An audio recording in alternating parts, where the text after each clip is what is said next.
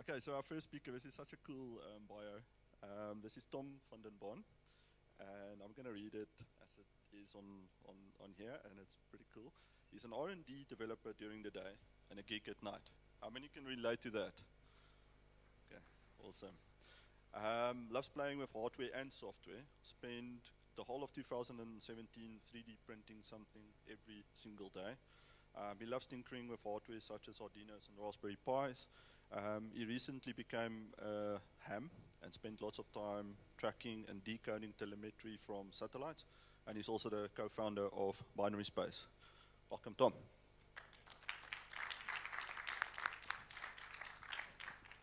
Good morning, guys. Thank you for coming to listen to me speak. I'm not used to public speaking, so just excuse that if I seem a bit nervous today. So like I said, my name is Tom van den Bon. I'm one of the co-founders of Binary Space. So first I'm just going to tell you a bit about Binary Space. So Binary Space is a makerspace that we started in 2012 in Van der Bijl Park. It basically started, we were a bunch of friends, we wanted to build a 3D printer, and you know how it goes. You keep on talking about it, but you never get time to actually start working on it. So we decided every week on Thursday evening, we're going to come together, have a couple of beers, and build this printer. And as time started going by, more and more friends started to join, and we post a few photos on Facebook, and more information goes out, and eventually people started phoning me and they want to come play with us. And over the years, we just started growing more and more and more. It got to a point where my house was too small, we had to get a separate place that we could rent, and we're 6 years later, and still going strong. So what do? Like I say, we get together, we play with things that are interesting to us, be it 3D printing, be it Arduino, whatever strikes the fancy. It's very informal, it's just about learning from each other. We've got a variety of different types of people that join us. It's not just techie, geeky guys. We've got real estate agents, salespeople, people that it's not their line of work, but they find the technology stuff very interesting and they just want to come learn and play with us. So that's just a short demonstration or introduction of what we do. So what I want to talk to you about today is basically adventures in space. So up until the moon landing, or well, if you believe that it did happen, but up until that time, space was all in the news. Everybody was excited about it, things was happening. It was, your general public enjoyed it as well. After the supposed moon landing, things kind of started quieting down again. NASA did their thing, but unless you were a hardcore space geek, you didn't really follow the things. That was until a few private companies started doing their own thing. I'm talking about SpaceX with Elon Musk, with the Falcon 9, that basically comes back to land in reusable rocketry. You've got Jeff Bezos from Amazon. You've got the Rocket Lab doing the Electron.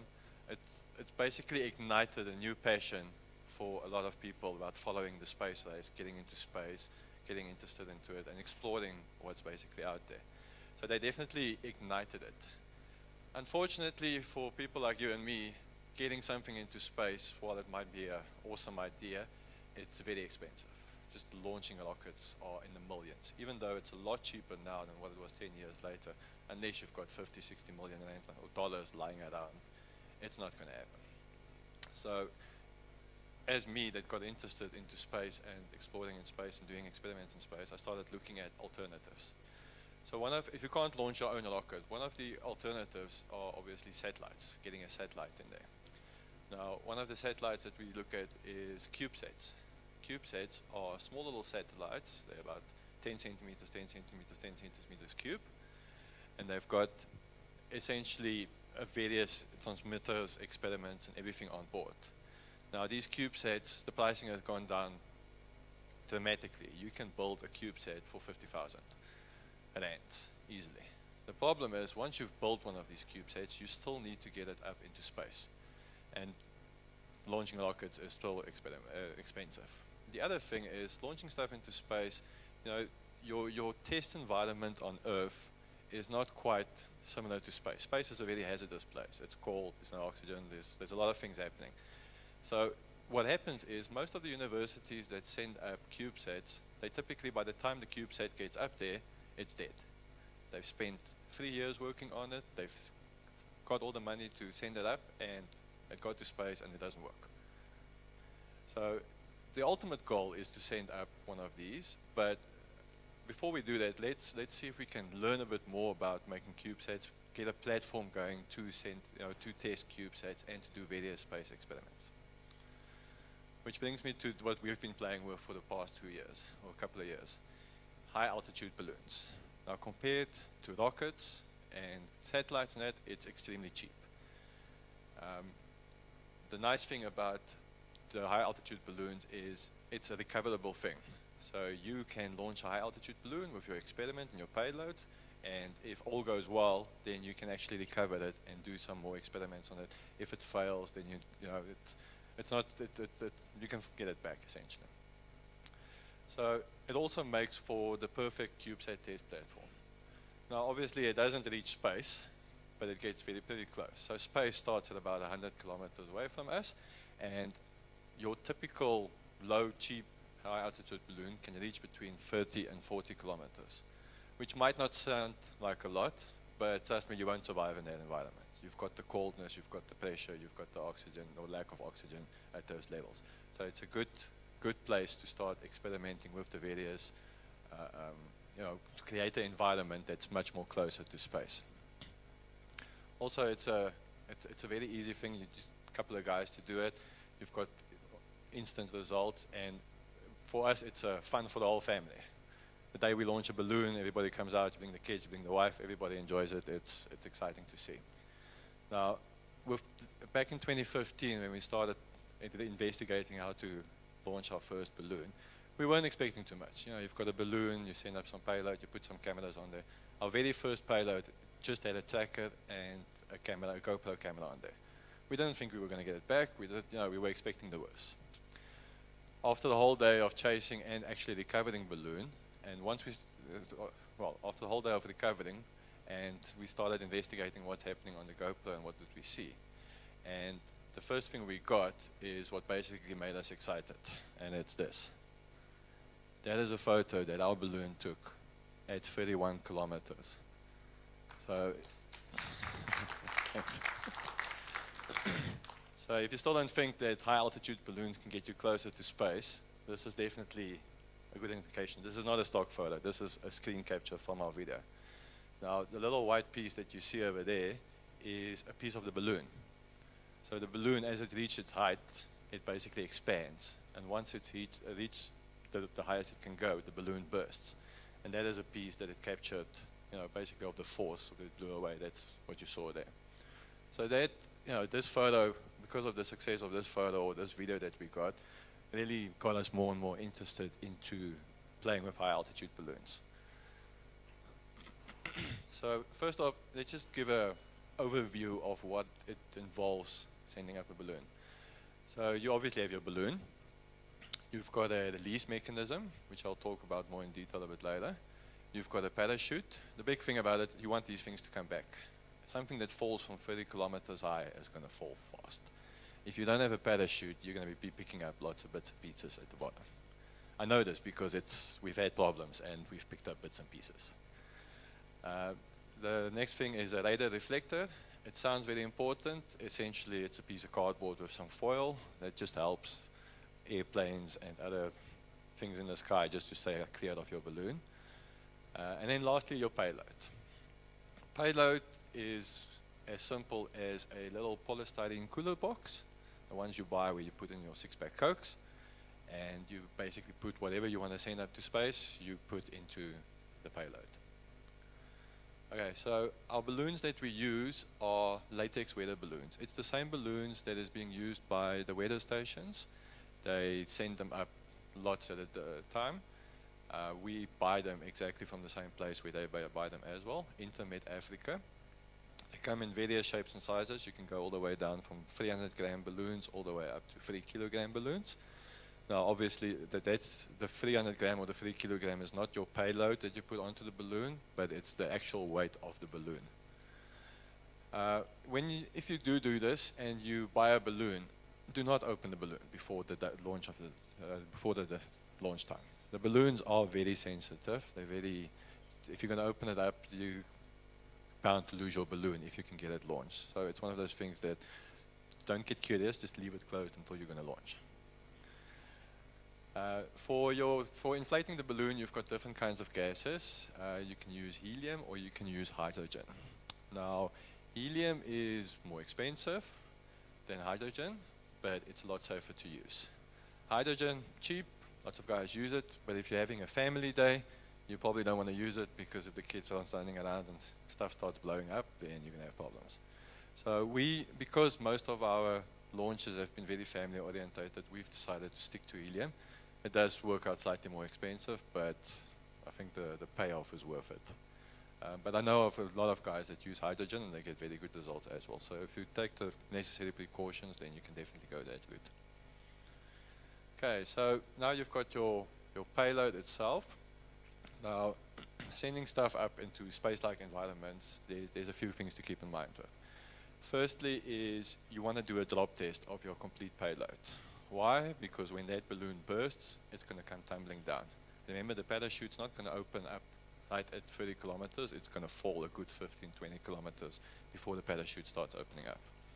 So what we typically do is we stand on top of a whole range of stairs. You throw everything down there. If you get to the bottom, everything's intact, then you're good to go. It should most likely survive. The second thing is you can't say for certain where it's going to drop. It can drop in a big river, in a big dam, especially on the places where we're normally allowed to launch. It's a lot of farms, there's dams and rivers, etc. So you want to try and make it waterproof. The third thing is temperature resistant. Now, when we think of cold, you think of 3, 4 degrees, maybe 0 degrees. One of these payloads, as it's going up, can easily reach up to minus 60 degrees Celsius, temperature-wise. So you basically want to make something that's going to resist those, or stay not warm, but be able to withstand those temperatures.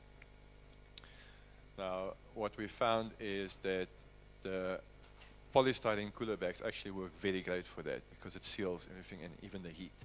And if you've got various electronics inside there, for example, a GoPro that is busy recording high-definition video generates quite a bit of heat. And because of the way it's sealed, we've had it so that as the payload goes up, it gets minus 40 degrees outside, but our payload is still a toasty 10, 14 degrees inside. So in terms of temperature resistant, just make sure that everything is nice and sealed and that you've got something in there that generates heat. So there are other ways of generating heat if you're not sure that your electronics is going to make enough. One of the things that do not work is the camping and adventure stores. They tend to sell these hand warmers that you take along when you go hiking. Those work with oxygen. If you're going to throw a few of those in there, by the time it needs to get hot in there, it's not going to work. Like I say, if you're planning to put a GoPro or something with batteries that transmit, chances are it'll be hot enough to survive everything. The next thing is no loose wires. We, us geeks that play with Arduinos, you tend to have an Arduino, a couple of sensor boards, and some jumper wires between it. And which is cool if you're prototyping something on the bench. But if that payload starts flying around or you do your drop test, those wires are going to come loose. So there's a perfect picture of what not to do. We have done it before, obviously, that's why I know. But if you stuck and you have to do something like that, you'll notice we hot glued the hell out of it to basically keep all the wires in there. But essentially, if you can't screw it down, then solder it onto there. You want to make sure that it's nice and tight. Next thing is batteries. So batteries do not like cold.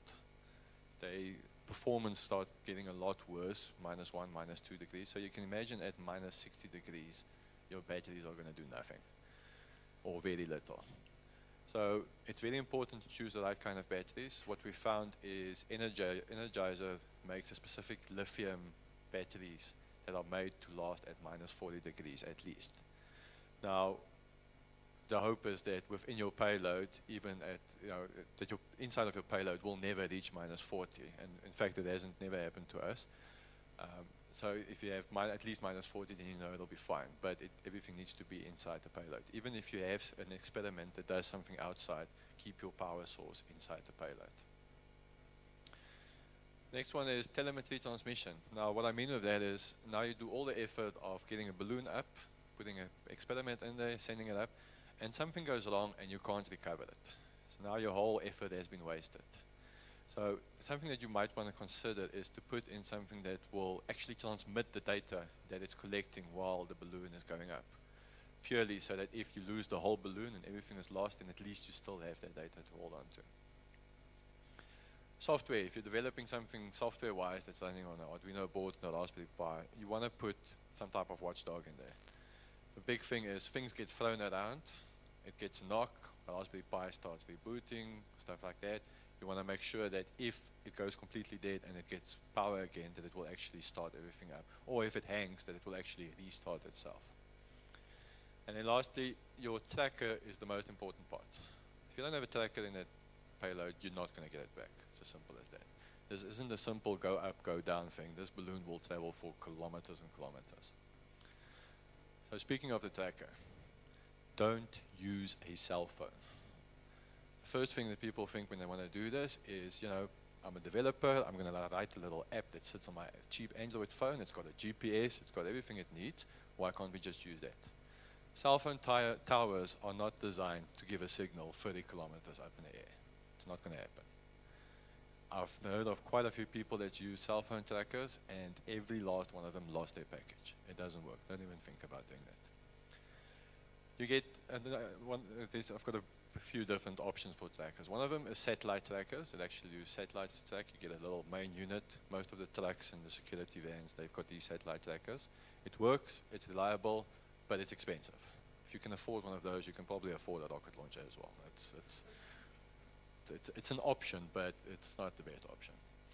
The next is some other RF transmitters, like LoRa, for instance.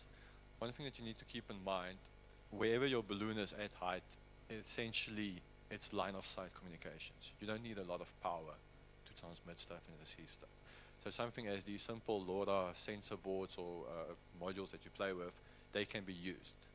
But even LoRa, it's got its, you need to stay within range up to a certain point still. So while it does work, we prefer not to use it, but you can get away with that. Just stay where the balloon goes. So our preferred option is an APRS transmitter. Now, APRS is an automated packet reporting system. This is a protocol that has been existing in the ham radio community for many, many years. They basically use it to track vehicles, boats, people, whatever. It's a low power tracking system. As you can see, 300 milliwatts gives us hundreds of kilometers of range when the balloon is in the air, obviously, not on the ground. Now, the nice thing about APRS above LoRa is because APRS is used by all the amateur radios, is there's digital digipeaters all over the country. What a digipeater is, if it gets the signal, then it basically posts it onto the internet and it retransmits it at a higher power. So chances are wherever your balloon's going to go, there's going to be a digipeater that can pick it up. It transmits on the 144.800 megahertz range.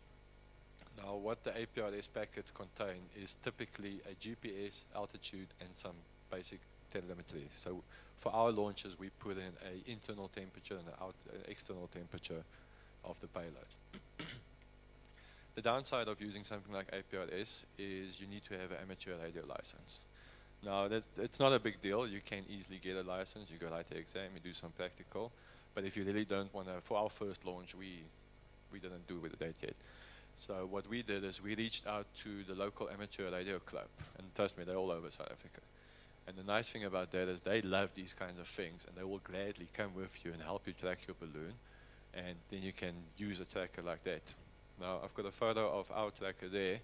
It's essentially Arduino, and we've got a little shield that we built up. It's got a GPS and a RF transmitter. It's nothing fancy, it's nothing expensive, but it has survived more than 5-6 flights already.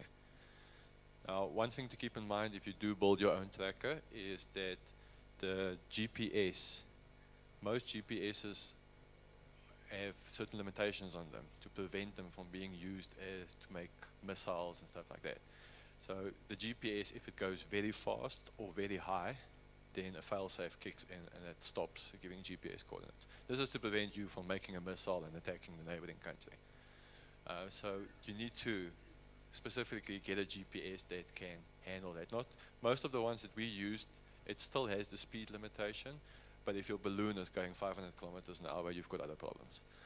So, but the height limitation is not there, so it can easily go up to 50, 60 kilometers without problems. So now you've got the basics down, so what do you want to do?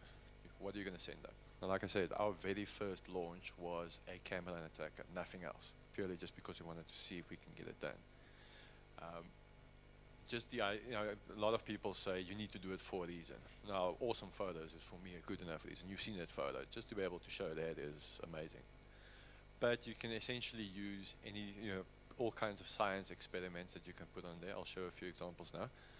And then also, like I said, with the CubeSat, if you're very interested in doing your own CubeSat eventually, put your CubeSat in there.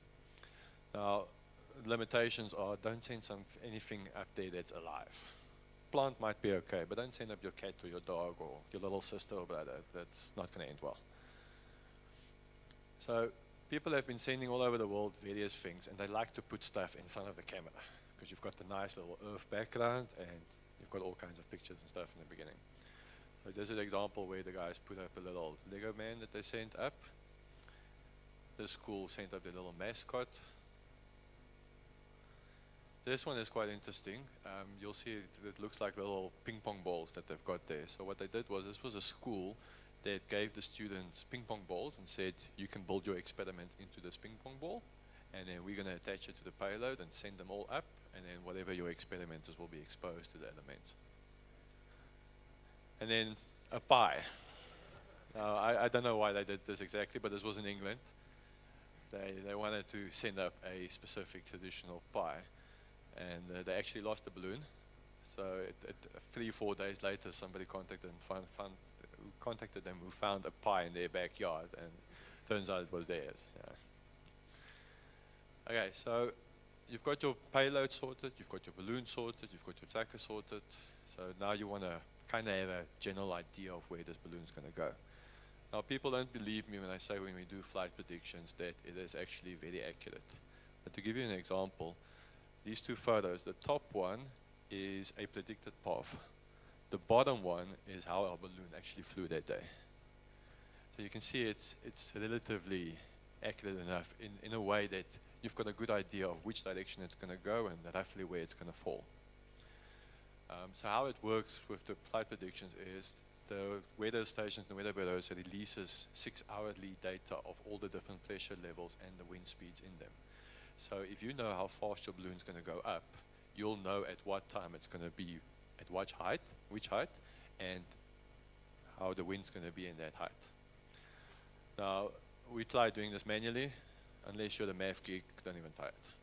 Smart people made a nice site there, predict@habhub.org, which you can basically put in your launch site, your expected speed of it going up, and it will throw out a nice little diagram. And this makes it great for finding out where the balloon's going to go, to decide whether it's a good day to launch that day.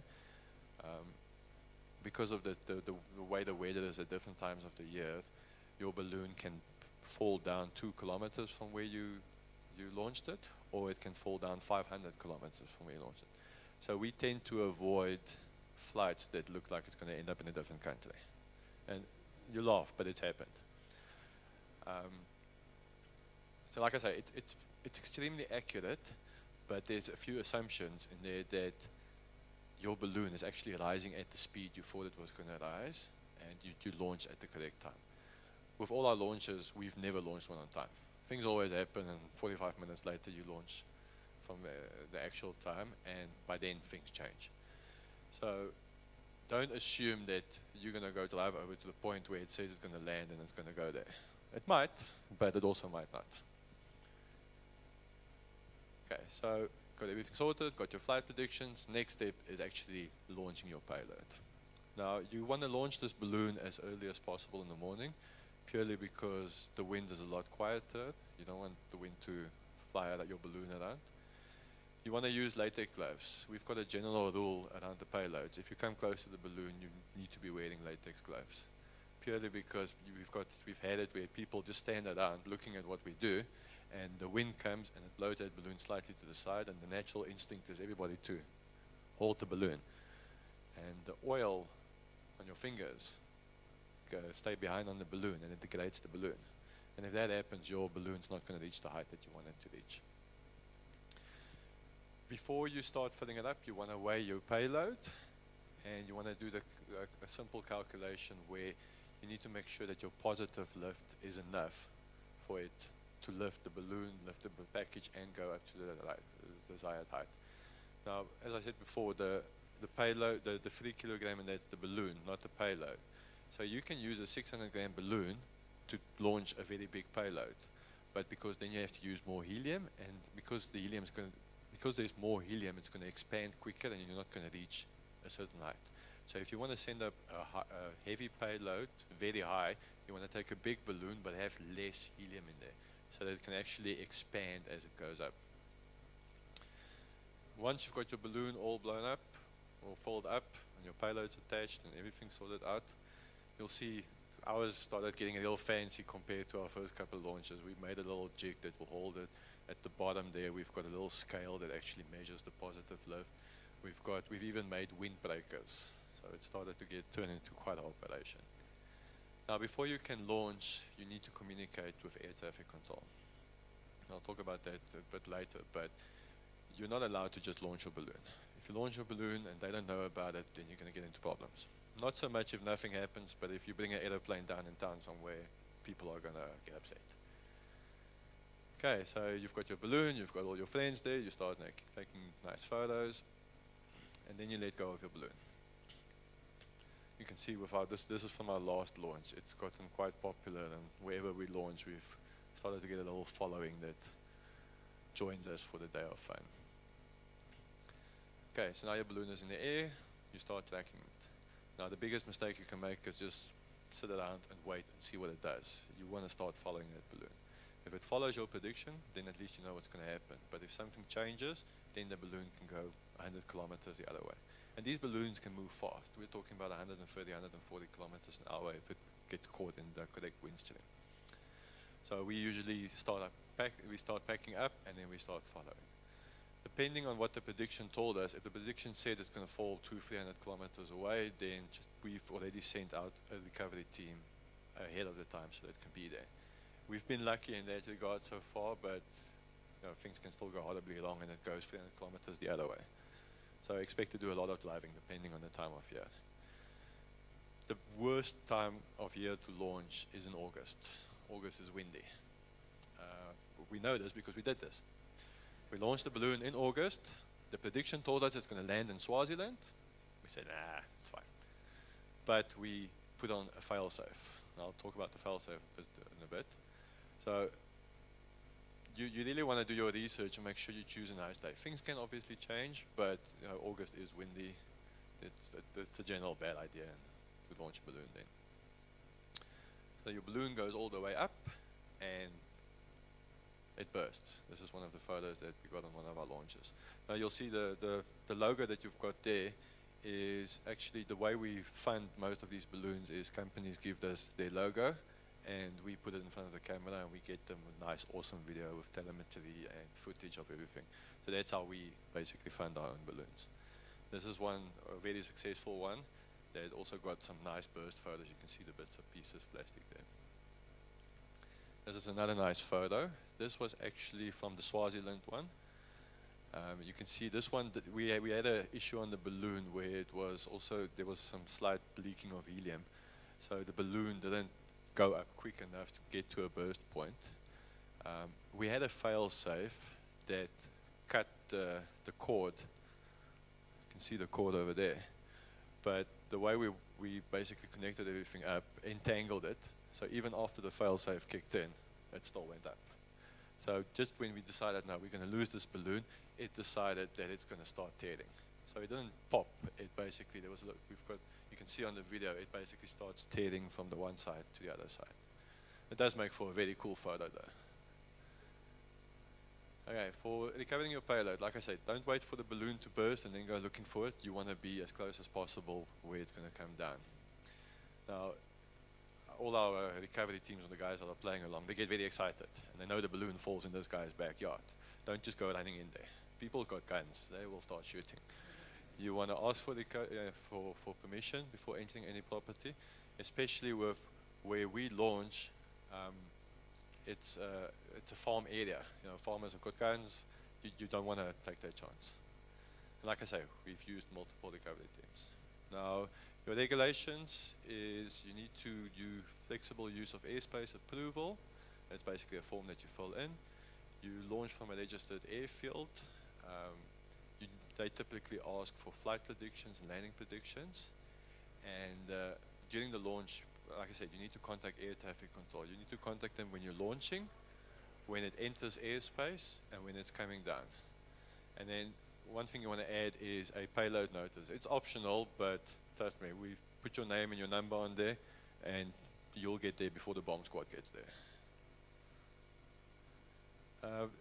Yeah, like I said, for the Swaziland thing, we had a Failsafe Release, which is basically just a little system that, depending on how long the balloon's been in the air or the distance it's traveled, it will cut away on the top of the balloon. That, yeah, for the unexpected. So this was our last flight where we had a big leak on the balloon, and this isn't the balloon going up, this is the balloon coming down. So when we recovered it, it never actually burst, it just leaked enough so that it basically came all the way down. This is the Swaziland one, where we had the fail-safe, which didn't work, and you can see clearly why. The stiff rope there shows the actual line that's going to get cut, and the parachute is the one that goes around it there. And this is another one of our launches, where this is the one where we picked up bits and pieces. We tried a new parachute, the parachute didn't deploy properly, and it came down very hard.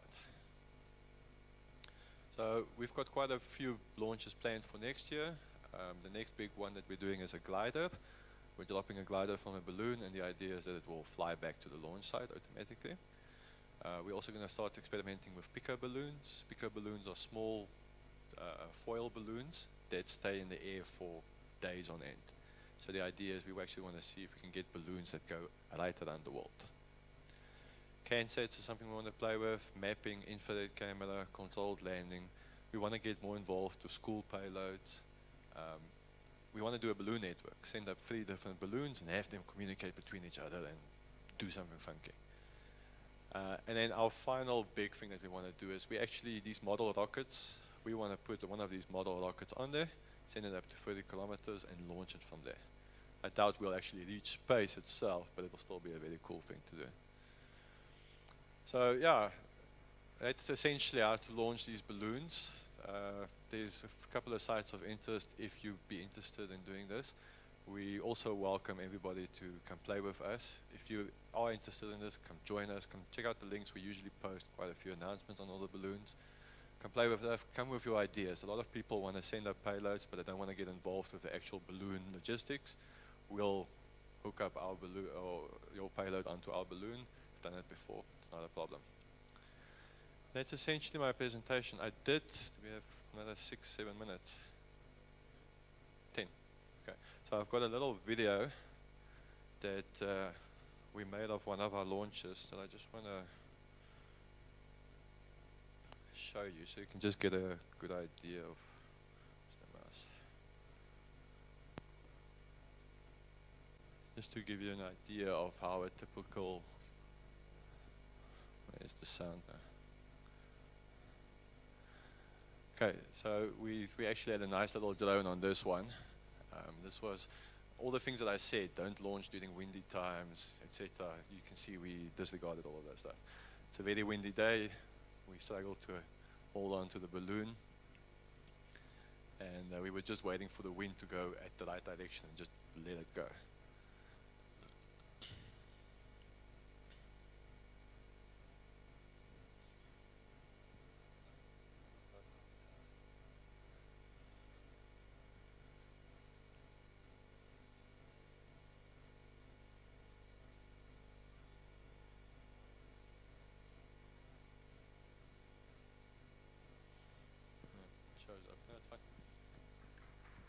Okay, so you can see what was nice about this launch is we had a nice drone that could actually follow it for a big part of the balloon going up. You'll see on the top side there, there's just a little inlay. It'll switch to that one just now. what's nice about collecting all the various data is you can make very cool videos like this. It's not the best, it's not like cricket where you can sit the whole day and watch it. It's a very slow sport. We've a lot of people join us for the launch, but once it's launched, it gets quite boring for a lot of people unless you're actively tracking the balloon. But it does give some nice footage, even at a very low altitude like this. You can see it's not even at 2 kilometers high yet. Don't worry, we're not going to watch 3 hours of it going up. It's all condensed into 6 minutes. At just normal speed at the nice spots. So this particular day, it was quite cloudy, which we prefer the cloudy days purely because the footage is so much nicer. A photo of the Earth with no clouds is basically just some land, but if there's some clouds and sun, you'll see as soon as it breaks through the clouds, it just looks very nice. You can see it's also a lot slower in the beginning as it needs to go up. The wind streams higher up is very fast. We've had one of our balloons managed to go up to 140, 145 kilometers vertically. Let's just wait here for it. You'll see at the top there, what's interesting is it shows the internal temperature of our payload on there. So as you see it go up, you can actually, it gets quite cold even on the internal one with the electronics. Now this particular launch, it traveled about 160 kilometers in total, but it actually turned around. So it still landed 2 kilometers from where we launched. So this was one of our nicer ones where we sat around and waited for it to come back, basically. Although we were in standby just in case it decided to run off. You can see it breaking through the clouds. Sorry, it's a lot more impressive with the music I added to it, but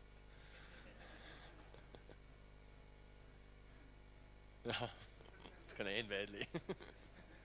No, it'll speed up now. Just wanted to show what it looks like when it reaches above the clouds. This is a GoPro, yeah.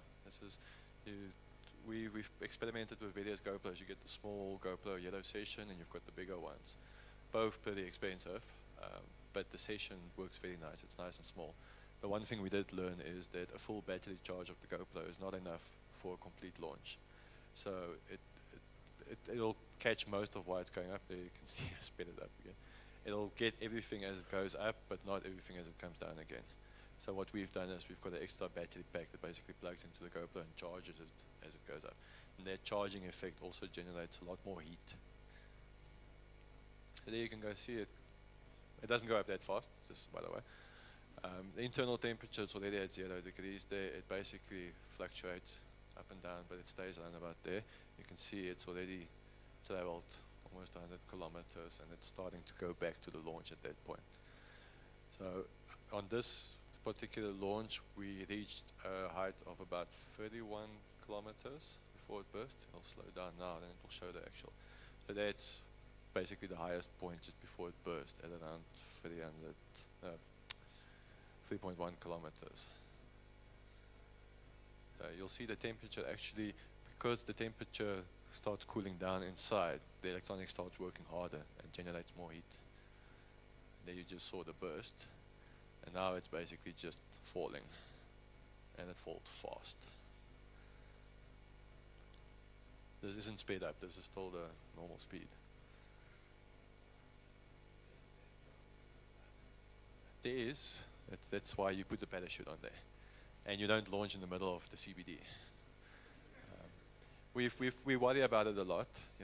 You always worry you're going to get to the recovery point and there's a car accident because it went into somebody's car or fell on somebody's head.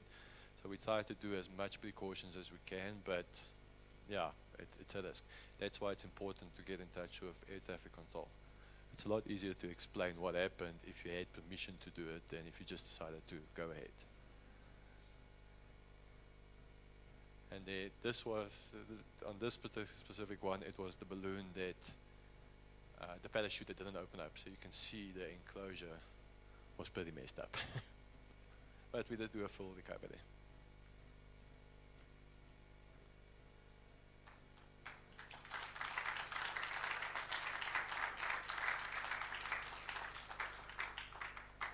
And then when you recover that balloon, the first thing you do is you open a couple of beers.